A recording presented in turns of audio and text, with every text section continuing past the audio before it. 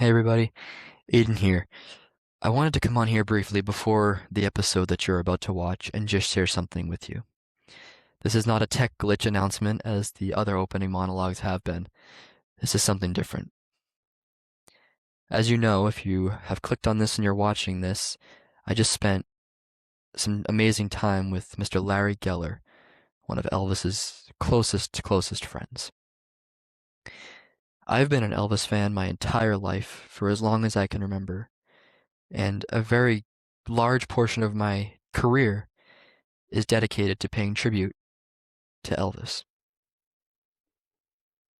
The hour conversation that I just experienced has truly changed my life, and I hope that it changes yours too.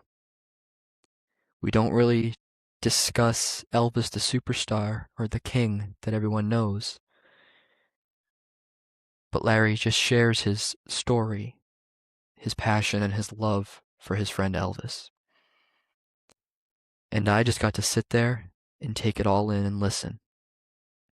And I am so glad that I did.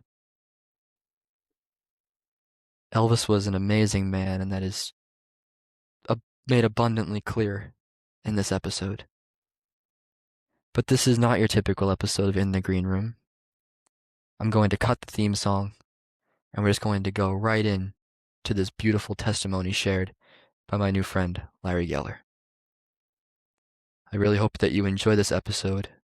May God bless you, and may the memory of Elvis Presley be eternal. Hello, everyone, and welcome to another episode of In the Green Room with Aidan Keene. Today's episode is really special to me. As everyone knows, I am an Elvis tribute artist and, above all, a huge Elvis fan. And I've spoken to many people who have had Elvis stories, but my guest today spent a lot of time with Elvis personally and was fortunate enough to call him a friend, and I'm honored to be joined by Mr. Larry Geller. Larry, thank you for joining me today. Aidan, thank you very much. I've been looking forward to sitting with you and telling my story. And because we're talking about Elvis. Right. I mean, he's obviously he's known as the king, which he was, and a movie star, but even much more to people. And when I grew up in Southern California, in the West Hollywood area, and I became a major Elvis fan the minute he came on the scene. So I'm talking about 1956. Mm. I was in high school. I knew every record, I knew every lyric. And so one day in 1957, we heard that Elvis was coming to town for a rock concert and to sing to everyone. That never happened before. There was no concerts. I mean, it's hard for us to imagine that today, but in those days, it didn't exist. So my friends and I got so excited. All we wanted to do is meet Elvis, at least see him from a distance, whatever. So we went to this auditorium called the Pan Pacific Auditorium. It held about 10,000 people. And we knew this auditorium very well because the auto show and the ice capades, it was a big thing in Los Angeles. So we went there this afternoon, and there were thousands and thousands of teenagers coming in from all directions. And we never saw anything like this before. And we were so naive that we didn't even know you had to have a ticket. We thought we just were able to walk in and see Elvis, you know? And before we knew it, most people were in the auditorium, and we looked at each other like, "Oh my God, what are we gonna do?" Now, we knew the building because we were there many times before, so we walked around the very end of it and tried to, like, yank open a door and sneak in. No go. So we walked to the far end. And I looked and I said to my friends, I said, look, you guys, there he is. There's Elvis. And about 20 yards away, Elvis was standing with his arms folded, leaning on a car. He had about 5 or 6 bodyguards. I said, "Come on, let's go." And as I looked at my buddies, they were frozen, they were petrified. And I realized, "Oh my god, they're not gonna go." I said, "Well, I'm going, you guys." And I ran up to Elvis, and he looked at me, and I put my hand out like this, and he put his hand out, and he started to smile, and he said, "Hi, I'm Elvis Presley." And I said, "Ah," and I started to stutter. I was so nervous. I said, "Hi, Elvis. Hi, man. My name is Larry Geller," and I'm looking at that face, the sideburns, the hair, the whole, that look, the curled lips, And the minute I said that to him, one of his guys said, "Elvis, you're on right now, man. Come on, come on. We gotta go. We gotta go. You're on. They're calling for you." And Elvis very casually looked at me and said, "Hey, you heard what they said? Talk to you some other time, kid." And he walked off into the backstage. And I stood there. I was in the Elvis zone. Right. And people come up to me. A girl put her arm around me. This guy, people are shaking my hand because I shook his hand. So, anyway, that was a seminal moment in my life. Not only did I see Elvis, I shook his hand and spoke with him, and so a couple months later, I graduated high school. I entered college in Los Angeles, LACC, and I was floundering. I took only a couple of units. I took English and theater arts. I did not know what I wanted to do with my life. And my best buddy said to me, "Larry, what are you going to do with your life? You go to school a couple of times a week. What do you want to be? What do you want to become?" And I said, "I don't know. I don't know." He said, "Well, look, you're a very artistic guy. Why don't you get a trade, something you can fall back on? Why don't you become a hairstylist right here in Beverly Hills? You meet a lot of girls, make some money, and I thought about it, and I thought it was a good idea. I went to beauty college, Mhm. went through the whole course. When I finished it, I'm waiting. I took a state board examination, and I'm waiting for the results so I could be licensed to work. I already had a job lined up at a very cool, beauty salon in Beverly Hills, and I knew I had a future in that if I wanted. And so one afternoon, I'm walking down the street, and I see a very strange stained glass window and a door, and I never saw anything like that before. I opened the door and walked in. I wanted to see what it was. I walked in, and it looked like a barber shop, or it could have been a beauty salon. I wasn't sure. There was a guy there hanging plants on a little stool. He's standing hanging plants, very rustic. Pl- Uh, jazz music is being piped through. He introduced himself, and he said, "My name is Jay Sebring." I don't know if you know that name. Um, Once Upon a Time in Hollywood, the Tarantino movie a few years ago, Yep. he was the main one of the main characters in it. And he said to me, "I'm opening a salon for men's hairstyling, the very first one in America. We're opening this week." I told him about myself. He said, "Larry, forget that, man. Forget it. You join forces with me. We're going to be pioneers, innovators. This is going to this is going to become the thing." In those days, men went to barber shops for like 75 cents, a dollar. They buzz your hair, but this is men's hair. We shampooed the hair, we blew dry it, we designed the hair, and within a matter of 2, 3 months, we became the hottest place in Hollywood. Our clientele, Frank Sinatra, Brando, Steve McQueen, Wow. Robert Wagner, Rod Hudson. I was doing Peter Sellers' hair, Mm. Roy Wow. Orbison. It was really wonderful. And we started a whole new culture. Then other salons opened, and here we are today. At any rate, 5 years go by, and one afternoon I'm at the salon styling someone's hair, and my phone rang, and I answered it. And on the other line, the voice said with a southern drawl, "Oh, Larry, I'm sitting here with Elvis Presley." And the minute I heard that name, because Elvis was the celebrity of celebrities.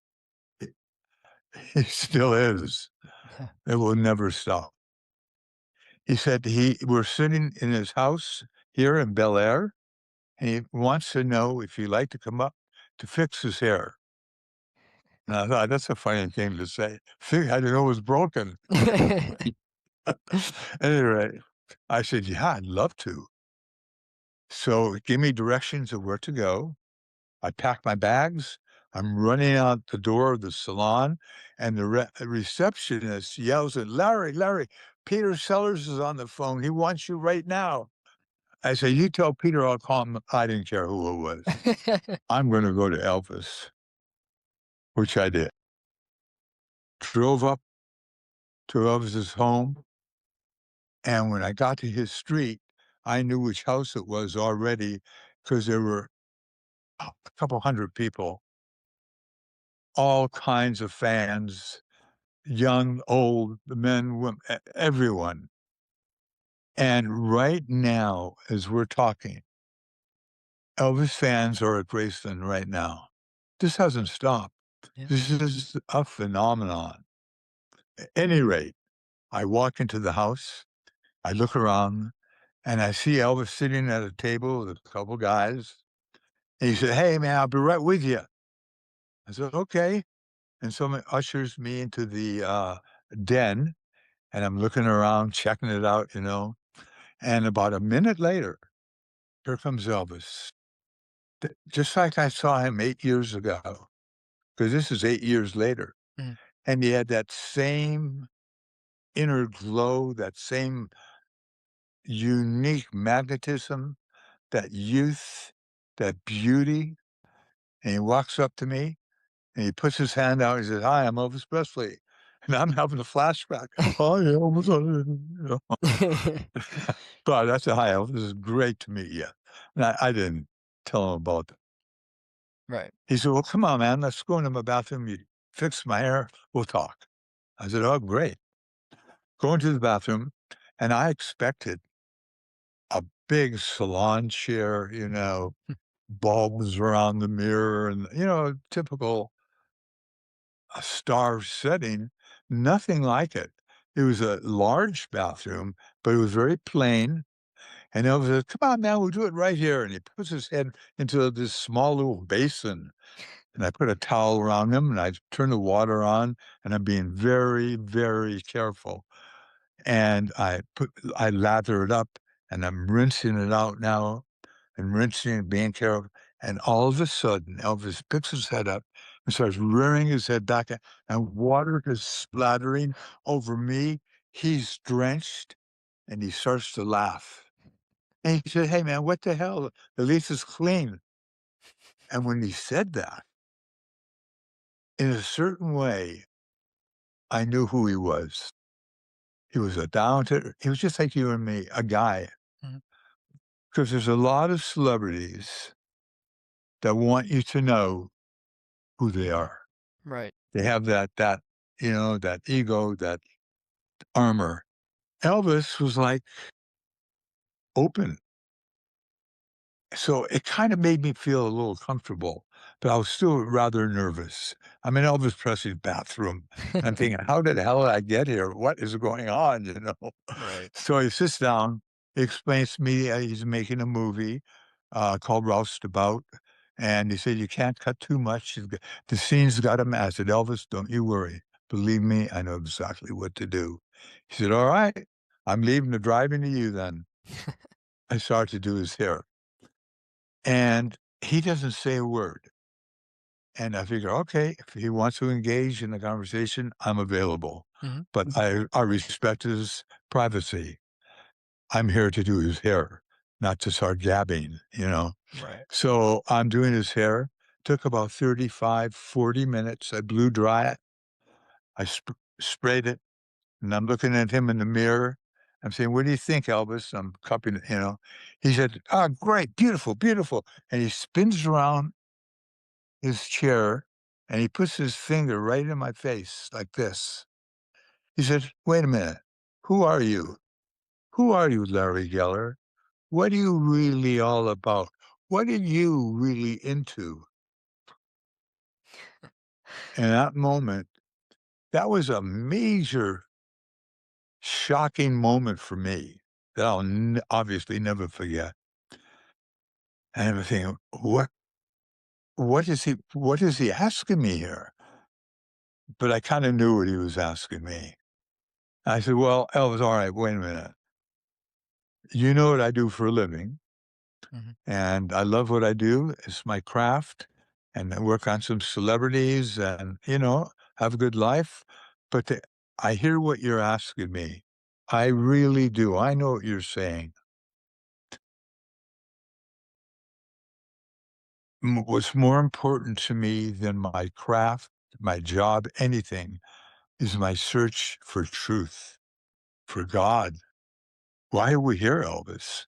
Why were we born? Why is anyone? Why does a universe even exist? What happens to us when we die? I mean, what is this life? What is life itself? And then I started to get very self-conscious, Aidan. And I said, "Elvis, wait a minute, wait a minute. I know who you are. You're Elvis Presley. You're the biggest star on planet Earth." This probably sounds a little corny to you. He says, "Whoa, man, wait, wait, wait. You have no idea how I need to hear what you have to say, because what you're talking about is what I secretly think about. But I have no one to talk to about this. I mean, these guys that work for me, my group, the entourage, they're good guys, but they're not interested in any of this stuff. So please keep on talking. Tell me more." So I told him all about the books. I say I read books every day of my life, spiritual books, religious books from the past, books that are written today, ancient, modern, doesn't matter to me, Elvis. I became a vegetarian and I meditate. And becoming a vegetarian back in 1964, I'm telling you, uh, it was weird. People didn't do that then. Our society has evolved and grown so rapidly in so many ways. And I said, "Elvis, I meditate." And I told him about my history and how I grew up. And and Elvis said, "Larry, what you're talking about, this is where I'm at, man. I want to know why me? Why me?" He said, "Why was I plucked?" And he went like this, "Out of all the millions and millions of lives to become Elvis Presley. Why? Why me? Did you know, Larry, that I have a twin brother?" I said, "Yeah, I do know. I have twin sisters. They're big fans of yours. They told me all about it." He said, "His name was Jesse Garon. What if he would have survived and I didn't? Would you be talking to him now? What if we both would have survived? Would you be talking to the Presley brothers? Is that what would have happened? Larry, you have no idea where I came from. I came from a place in Mississippi. We were so poor, we had nothing. And all of a sudden, this all came upon me, and I become Elvis Presley." Well, Aiden, this conversation went on for about 2 more hours, and we shared a lot of things, and I realized that, wait a minute, I have my life out there, and Peter Sellers is waiting for me. I said, "Elvis," I said, I gotta get back because Peter Sellers is away." He said, "Peter Sellers? Peter Sellers, he is my number one favorite. He's a comedian genius. And Elvis started to imitate him as Dr. Strangelove. And Right. that's the kind of guy Elvis was. He was always imitating people. And he said, I tell you what, Larry, I've got a better idea.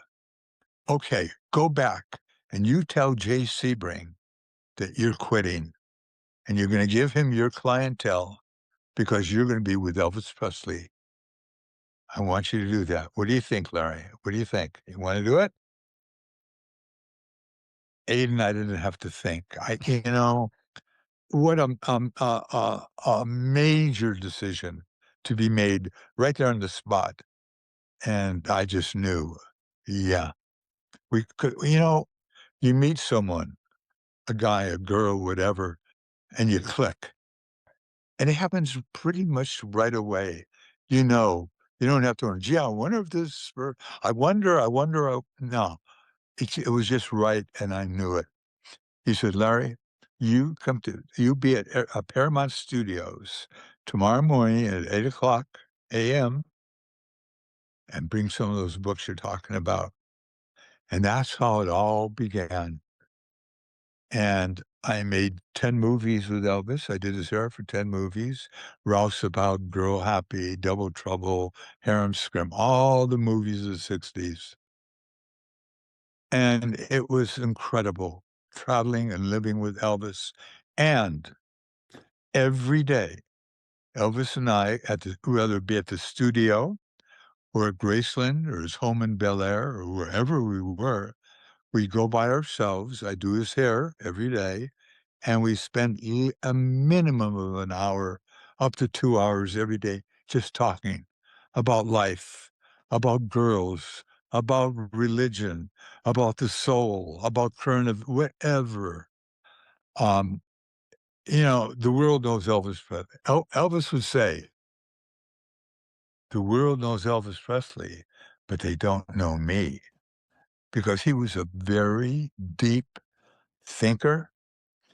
And there was so much to this man. And it's interesting that you got in touch with me now, because later this week, my book is being released called Unchained Melody. And I'm going to have a website that's going up called larrygeller.com. And all I can tell you is go there. And on one of the pages, there's a list of Elvis's favorite books. And some of them are very, very deep. Some are very mystical. And so I'm revealing this for the first time. So at any rate, um, about a year after I started with Elvis, we're talking August 1965.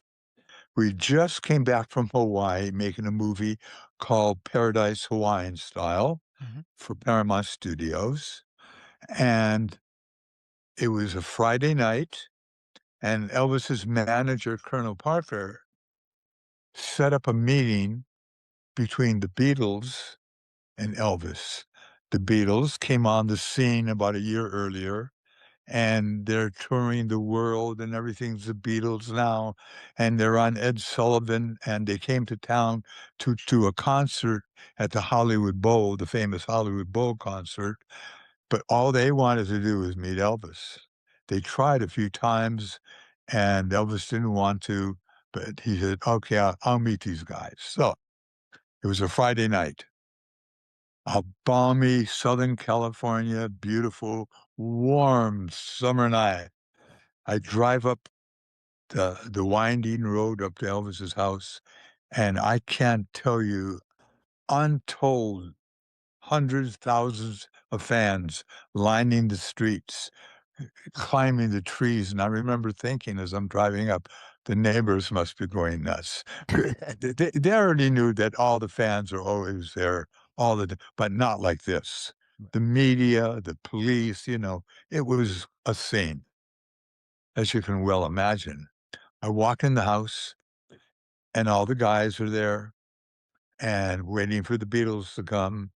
Elvis and I go into his bathroom so I can do his hair. Elvis sits down, And I could tell immediately he was in a mood. And he didn't say a word. He just had this faraway look in his eyes, staring off. And I'm doing his hair. I'm waiting for him to talk because I know he's going to. And all of a sudden, he snaps. He goes, "I know where these guys are at. I know what they're doing. I've been there and I've done it. And I respect these guys. I like their music, and what they're doing is what I should be doing. I'm making these teeny bopper movies. Look what I'm doing with my life, Larry. The same damn old flick, the same movie. All they do is change my name and it's the same script." He said, "Man, I'm embarrassed to meet these guys. They're coming to meet Elvis Presley. They know what kind of movies I'm making. Everyone knows." And I'm so frustrated. I can't take it anymore. I keep telling the colonel, "Find me a real movie. Get me into a movie. I'm an actor." "Yeah, I'm a singer. Of course I'm a singer, but I'm also an actor." How in the hell did I get out of high school? I used to sit there and stare out the window and envision myself on the big screen becoming like Tony Curtis or one of those guys, like Brando and Dean. I can do that. I can do that. I know it. I owe it to myself. I have a potential, and no one's letting me achieve my potential. They're stopping me, Larry. And you know what they're doing? They're doing what is called packaging. They make a movie and they package an album to it. Yeah. The movie makes millions and millions of dollars. The studio makes it. Everyone who works there makes it. RCA Victor puts out an album, millions or so. They're making millions. And don't get me wrong, of course I'm making money, but I'm not in this just for the money. I got to do this for myself, for my fans. I'm going to do something and I don't know what. And I keep telling the colonel, Al Wallace, who makes my movies at Paramount, he makes the great movies. He just made that movie with Richard Burton and Peter O'Toole called Beckett. That's a real movie. That's where I got have to be. Can I win an Oscar? So he went on, and he was like, man, he was pissed off. Hmm. He said, all right, I got to calm down. I got to calm down. The Beatles are coming to meet Elvis Presley. Let's go out there. Come on. So we go out, and about 5 minutes later, we were screaming because the Beatles came in, and the people outside went nuts. And the four Beatles and their manager, Brian Epstein, Mhm. walk up to Elvis. Elvis stands up. Everyone stands up. And everyone shakes hands. "Hi, I'm Paul. I'm John. I'm blah, blah, blah, blah." Elvis sits down in his seat again.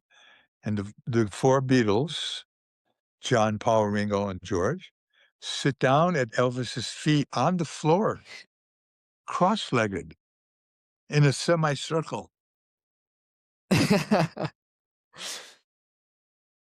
You know, I've worked with, back in the day, the most handsome men in Hollywood. Paul Newman in his prime, Rock Hudson, and Elvis Presley was above the most handsome of them all. Anyone that ever worked with Elvis, any co-star, will tell you the same thing, from Anne Margaret to all of them. Elvis was the most handsome man, and you could see it in the pictures and on his movies, but in person, and this is what the Beatles are saying. They heard about Elvis, of course, they've seen pictures, but now they're gaping, and so about 20 seconds go by, and Elvis says, "Hey, you guys don't want to talk to me. I'm going to my room." And everyone laughed, and it broke the ice. And John and Paul jumped up. "Elvis, you're the man. You're the man. There'd be no Beatles. There'd be no Rolling Stones. We picked up the guitars because of you." And every major, how many rock people in the business says the same thing? From Bob Dylan, Bruce Springsteen, Even Elton John said, "Elvis, you're the one who inspired me as a kid."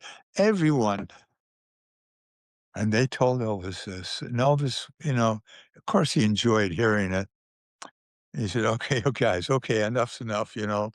Um, and so the night started to wear on, and in the other room, the big living room, we had a big pool table. Mm, So most of our guys went there with Ringo and George, and it left and Colonel Parker and Brian Epstein, they went by themselves to talk, and it left Elvis, John Lennon, Paul McCartney, Jerry, and Charlie, and me in the den. mhm, And Elvis had all of his guitars on stands in the den. And John said, Elvis got to play a guitar. And I said, yeah, man. So John picks up a guitar and starts strumming. And Paul picks up a bass guitar. Elvis turns around, picks up his Martin, and they start strumming together. And then they start singing together. And they did Johnny Be Good. And John started playing Memphis, Tennessee. And I'm sitting there and I'm thinking, in the space-time continuum, in the infinity of infinity, there's no better place a person could be. I'm with John Lennon and Paul McCartney and Elvis playing music together. And it was extraordinary, extraordinary. It was a wonderful, wonderful night. And Colonel Parker said to us before that they came over, no pictures, no pictures. He was a control freak. yeah, And he had his own reasons, and any rate, no pictures were taken, no recording, nothing, except, well, I have my memory. right. But it just gets even better. It really, really does, this story. Uh, about a week later, we left to go to Memphis. Elvis wouldn't fly in those days. He had a Dodge mobile home. Mhm, We would leave LA and drive across country on Route 66. And we had a caravan of our cars with all the equipment and the wardrobe and all that stuff. So most of the guys drove the cars. A couple of us sat with Elvis in the Dodge Mobile Home. And my job was always to sit shotgun. And we were in the Arizona, not too far from where I'm sitting right now, by the way, because I'm in northern Arizona. okay. Um, Route 66 is the old Route 66 is right up the road here. And it was about 1, 2 in the morning. Elvis is driving, and in those days, forget phones, we didn't even have CDs. We had 8 track cartridges. Do you know what they are? Yep, Yeah, yep. that's all we had in those days.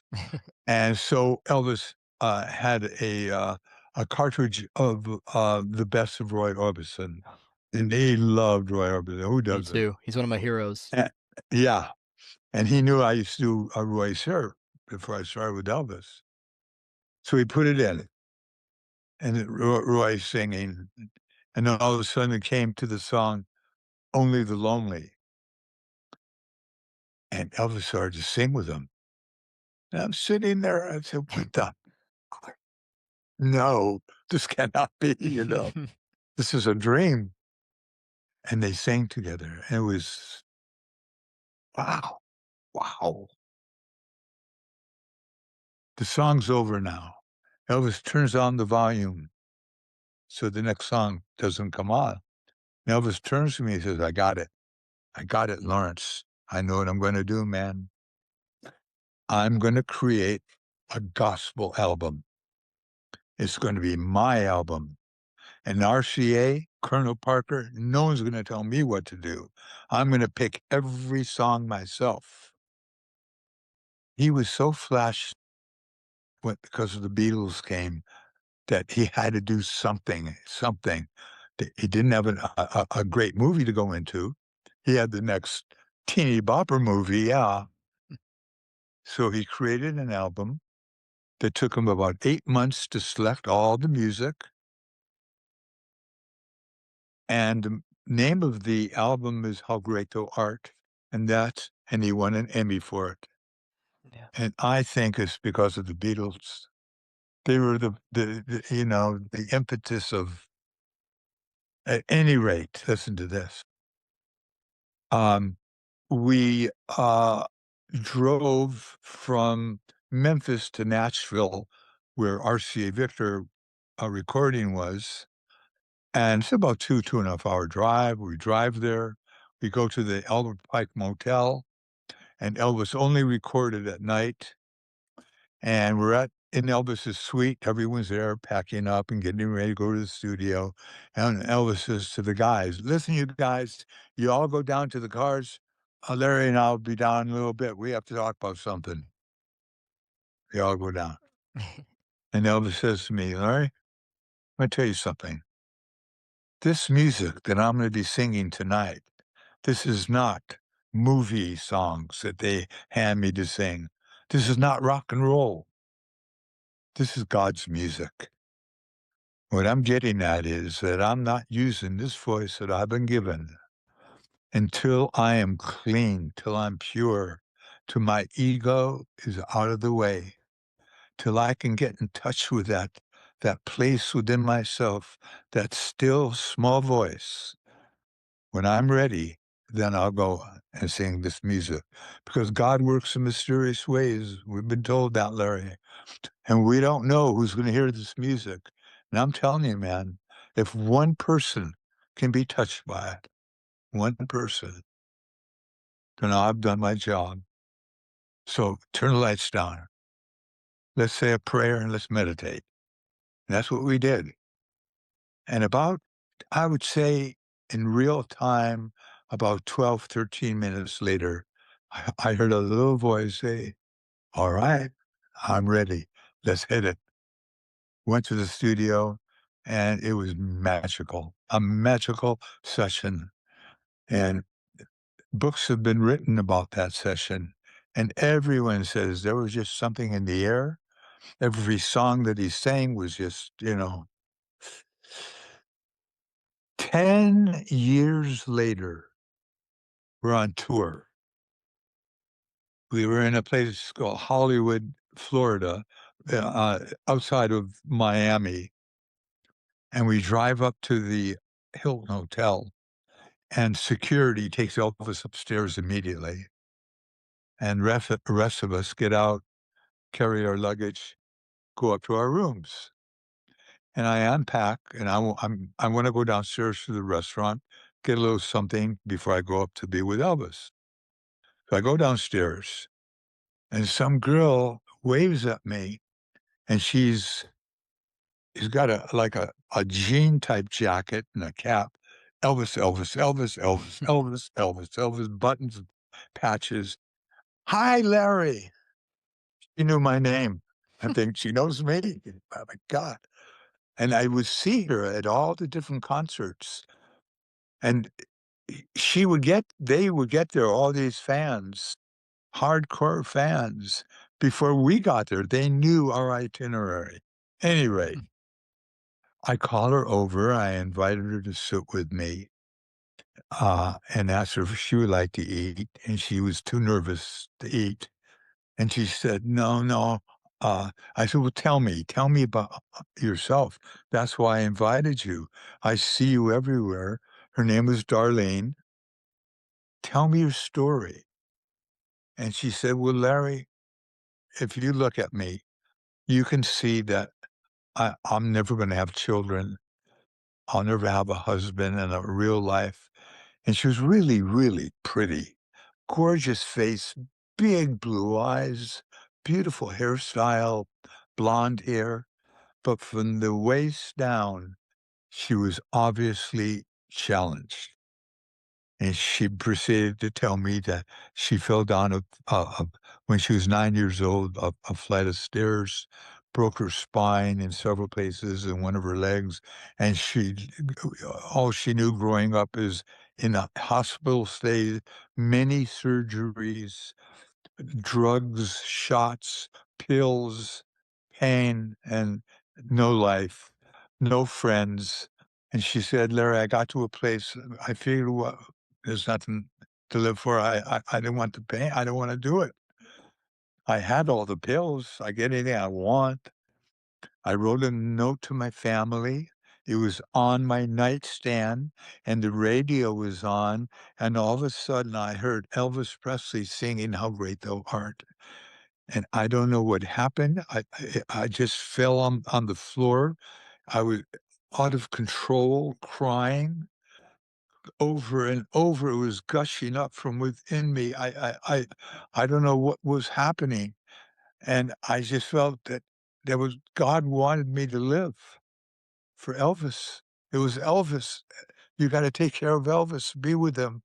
Just stay with him. It's Elvis. And I thought, oh my God. And I told her what I told you about 10 years earlier, what Elvis said before he sang that night. You don't know who's going to listen to this. And if I can help one person, Yeah. I said, well, Darlene, what you have told me is so beautiful. And I'm so glad you told me. But I know that Elvis is waiting for me, so I have to go, but I'm going to tell him about you. She said, you are? You're going to tell Elvis about me? Me? I said, you bet I am. So I went upstairs, and Elvis is at the top, the suite on the penthouse. And I walked in the room, and Elvis was wearing his blue robe and a blue hood. And he was looking out the blinds all the way down to the parking at the bottom where there was a whole group of fans because they knew where his room was. And they didn't know he was looking down at them. So I said, Elvis, I got to tell you something. So he turns around and said, what? And I told him, and he just froze. Oh, man. Larry, you have no idea how I needed to hear that. Because we're talking about the last year of Elvis's life. And he was going through so much for a lot of reasons. A book was coming out about him from 3 former bodyguards. Yeah. His health was deteriorating. A lot of other things were happening. He just broke up with a girlfriend that was with him for several years. And any rate, yeah. But Elvis's fans were so important to him. Um, Which leads me into something I really would like to say. And I'm saying this story that happened because it's very personal to me. Mhm. And I'll tell you why, Aidan. About 5 years ago, a major person in the music world that everyone knows, he subsequently died in the past 5 years. And he did a big magazine interview, and he said that Elvis was a racist. Yeah. And it was hit the news and people were talking about it. Something in reality that is so far from the truth. I can't imagine why a person of that caliber would say a thing like that. At any rate, one day, back in the 60s, we were in between movies. We made 3 movies a year. We were out in Hollywood for 3 months, 2, 3 months, go back to Memphis for 2, 3 months. And that was our life, our schedule. We would get up at 6 in the morning, be at that studio at 8 o'clock, and then when we were in Memphis, we'd go to bed at 6 o'clock in the morning. So we had both worlds going. At any rate, every day, hundreds, literally hundreds of letters would pour into Graceland, uh, uh, addressed to Elvis Presley, Elvis, Graceland, didn't matter. The post office, they knew. And they would bring him over by the bag, big bags of. And so one afternoon, uh, Elvis and I walked outside. There was his father's office with his secretaries, and there was a whole stack of letters that just came in that day. And Elvis picked up a stack of them, and he and I went upstairs uh, his bedroom is upstairs Yeah. with a few other rooms, and one of the rooms is where we went every day so I can do his hair. We could hang out, and so we went into the room, and I'm doing his hair because we're going out that night to the movies, which we did every night. Mhm. I was rented the Memphian Theater, Right. and it was just for us. But he would let fans come in if they would sit way in the back, not bother him. So we're sitting down, I'm doing his hair, and he's reading out loud letters. And one of them, he starts to read, and he said, "Oh, no way, no way. This poor old girl's got it so wrong." And he starts to read the letter. "Elvis, I love you. You are the greatest star in the world. You created rock and roll." And he said, "No, wait a minute. No way. I did not. I did not create rock and roll. Let me tell you how this all really began. And not too far from here." And he points to the Mississippi Delta, way, way, way back in the old days when those poor old slaves would get up before the sun came up, and they would whip them and kick them until they were bleeding. Some would die in the fields. They would rape the women. I've been told stories about those sons of bitches, slave masters. You wouldn't believe how they tortured these people, and they would have to work under the scorching sun, picking cotton and doing other things all day long till the sun went down. And you know how they got through it? How they made it? Music. They sang. They sang together. They would be in the fields and they would make up words as they went along, and they would be in unison, but they were singing from their guts, from their soul. They were crying to God. They were like the old Hebrews who were being slaves building the pyramids in the Bible, man. These people were just, we have no idea what they went through, but they sang songs to God. And many of their songs went into the white churches, and over the years went down to New Orleans, went up to Chicago, and the blues began. New York City, Beale Street, right here, and all their music grew and evolved. It came down to our time, which we know is rhythm and blues. And I was just lucky enough to be in the right place at the right time to hand over their music to a white audience. It's unbelievable. Yeah. Now, the thing is, Aidan, there's a lot of musicians today that know this. They know the origin. They know this happened, where music came from. And but some of them might say, yeah, I give it my spin. And I brought it along and I brought it, me, I. I was a very humble guy. He said, "No, I was just lucky. I was just handy. I'm a delivery boy." That's what he was saying. Yeah. So I wanted to say this in case anyone who hears this would ever think that Elvis is a racist. Oh my God. So far from the truth. Well, Anyway, I spoke with little Anthony on my podcast, and he was close with Elvis, and that right there, his oh, stories together, yeah, incredible. yeah. You know, um, wow. Tell you a fast story Mm. that's in my new book. You'll like this. Back in the day, in the 60s, Elvis, by the way, never went to restaurants, to movies in LA. Parties, no way. Oh, Elvis was a classic recluse. Any rate, there was a club on the Sunset Strip called the Trip because the 60s were pretty trippy, Mm. and everyone played there. Everyone. And one night, the great Jackie Wilson was going to play there. And Elvis heard about it, said, "Man, I want to see Jackie. I want to see Jackie." So we went. Mm. So at one table, so th we sat right next to the stage. Uh, the stage was not elevated. The whole Mm, room was on one floor, but they roped off this whole section for about 5 tables that were Elvis's.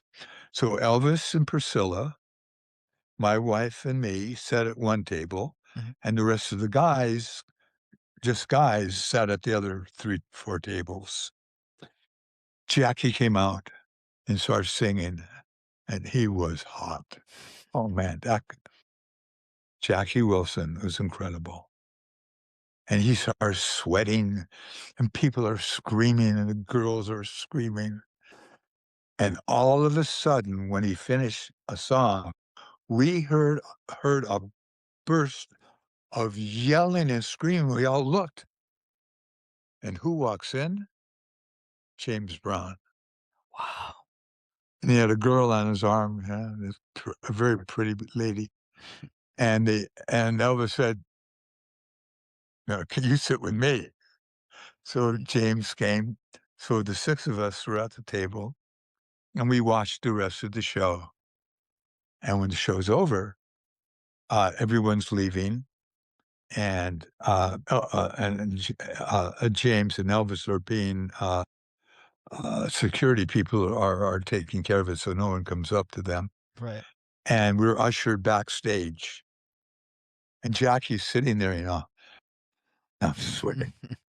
And Elvis, "Oh, man, Jackie, that was the greatest, man." And James said, "Oh, man, that was so beautiful." And Elvis said, "Jackie, when you started sweating, man, I'm telling you, that made those women go crazy when you sweat." Jackie starts to laugh. He said, he turns around and picks up a big jar, puts it on the table. This is my secret. Puts his hand in, picks out a bunch of pills and puts them on. Salt pills. Salt pills, Elvis. Right before a show, about 30 minutes before, I take a handful, drink a bunch of water, and man, I start sweating when I sing. So, but here's the thing. I was using that to Elvis died August 16th, 1977, Yeah. on a Tuesday. And his father said, "Larry, please go to the mortuary. You got to take care of Elvis. You got to do his hair. You know how he's supposed to look." So I did. I did Elvis's hair. I'm not gonna go it's very, very emotional. Yeah. You can read about it in my book. Yeah, absolutely. Okay. But what I wanna tell you is this. I did Elvis's hair, and then we brought his body to Graceland because the next day is gonna be the funeral. Mhm. And now his father, his Lisa Marie, grandma, they're all gonna see Elvis now. They hadn't seen him, like, so Elvis is in the coffin, and that afternoon, outside, 100,000 people came from everywhere in America, Canada, from Europe, people flew in, 100,000 people. And you know who came to sit with Elvis? James Brown. Wow. James Brown came in, and the casket is right here. James sat in a chair for about 5 hours, all afternoon, with his head in his hand and like this. And I remember one time I'm standing there with Charlie Hodge because I want to make sure no one does anything Elvis's hair because the family's coming up. Lisa came up and put her fingers through his hair, and I had to. So anyway, James looked up. And he was tears just. He said, "He's my brother. Elvis is my brother. He's my brother. I love him." Wow. Wow, man. So the next day was the funeral. I'm kind of winding this down now because I'm noticing the time, and if it's all right with you, Mhm. Aidan, Mhm. yeah? Sure. Okay. We can do this some other time if, the next day was a funeral and something else. a lot of celebrities, Dan Margaret, and a lot of other. But now the funeral is over and Elvis is going to be buried. Buried? So we're in the room, the coffin is going to be closed, and I'm standing right next to his father, Vernon, and Joe Esposito, and George Klein, and Jerry Schilling, and Sam Thompson. We're all standing there. And Vernon started crying, "Son, I'll be with you soon. I'll be with you soon." And Joe Esposito took Elvis's diamond TCB ring off and handed it to Mr. Presley, Vernon. And Mr. Candell, Robert Candell, the funeral director, said, I'm very sorry, but we're on a schedule. I have to close the casket. So he starts to close the casket. And I looked at Vernon to see if he was going to do anything. And I decided that I'm going to be the last person to ever touch Elvis. I put my hand in and I put it on his forehead. And I said something silently. And I pulled my hand out. The lid came down. He'll never be seen again. We saw him for the last time. But I'm not going to end like that because what this man did to music, how he has helped. I never saw anyone give more money to charity and say when he wrote the check, I don't want any publicity. I don't want any publicity. I don't want any publicity. He helped. If you came to him and you had a problem, you needed something, you'd walk away with a new car or a ring or a hair transplant or a kidney. And I saw him do this over the years. He gave to everyone. He said, man, I know what it says in the Bible when it says it's more blessed to give than receive. When I give something and I see the joy in their eyes, that means everything to me. Who has sold more records and albums than Elvis Presley? Who more books written about Elvis? He's broke every record. He's number one in all. The United States postal stamp. Yeah. The Elvis stamp is in the billions. I mean, it's extraordinary. But here's the kicker. Name one person on the day they died every year, and it's going to be 50 next year, has a candlelight vigil where tens of thousands of people stand in single file with a candle at nighttime and walk through, and Elvis's gospel music, love ballads are all piped in, and they walk up to his gravesite. It's not because he was a movie star. It wasn't because he was the king of rock and roll. It wasn't because it was. It's a spiritual happening because this man embodied something. He embodied love.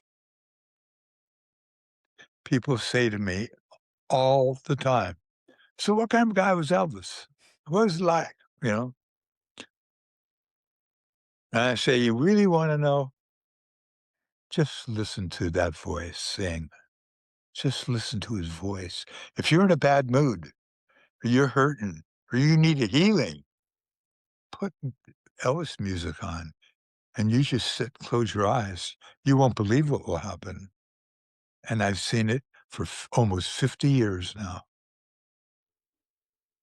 Anyway, Aidan. Larry, is it okay? Can I ask you one question? Yeah, of course you can. I You got just, me. I get very emotional, and I dissolve back into these experiences. And it's it's amazing, heavy. and you have changed my life today. You really have. And my question for you, and I'm walking away with, and just, it's in my mind. When Elvis passed, do you believe that he was at peace spiritually? I'm glad you asked. Yes, this is something I never talk about, but I must because you asked. So I'll address it. It's something very personal, but you've given me permission by asking the question. When I had to go into a when Elvis died, they took him to the mortuary. And when I walked into the mortuary and I walked up to Elvis to see him, I walked up to his body and he was a white sheet up to, and I walked and I looked at him. I couldn't believe what I was looking at. Elvis. My first thought is, wait a minute, he's sleeping. And Elvis had a sense of humor, bar none. Always goofing, always goofing. I thought, oh, this is a grand, he's going to wake up. He's going to say, come on, get me back to, let's go to Graceland. But I knew he, he left. But I saw something when I looked at him. There was a certain kind of peace, and I felt it. I felt it in the air, and I just knew that his soul was at rest. I knew it. I could tell. We brought his body back to Graceland that afternoon. About 5 or 6 that day, he was even deeper into this. It was almost like he was blissful. It was like I there's no words to define it entirely, but you can experience it, you could feel it. The next day, which is the day that he's gonna be entombed, when before the lid came down, I was looking at him. I couldn't take my eyes off of him. He was at rest. I knew he was with the Lord. No question, no question. It makes me feel better about death itself because it's and Elvis knew that he knew the soul doesn't die. The body goes. The soul lives it's forever. So that's my my little answer. Thank you for All right? sharing that. All right. Like I said, you have changed my life today, and this really has meant the world to me. All right. Listen, Aidan, in a couple of days, my website will be up. I'm going to email you and you go. Maybe you can let people know or whatever. I Whatever. absolutely will. All right. Good, my friend. Thanks for all this. Thank All you, right? Larry. And to everyone listening, please be sure to visit Larry's website, grab a copy of the book, and learn more about a beautiful human being. Okay. Thank you, Larry. Be well. You as well. Thank you.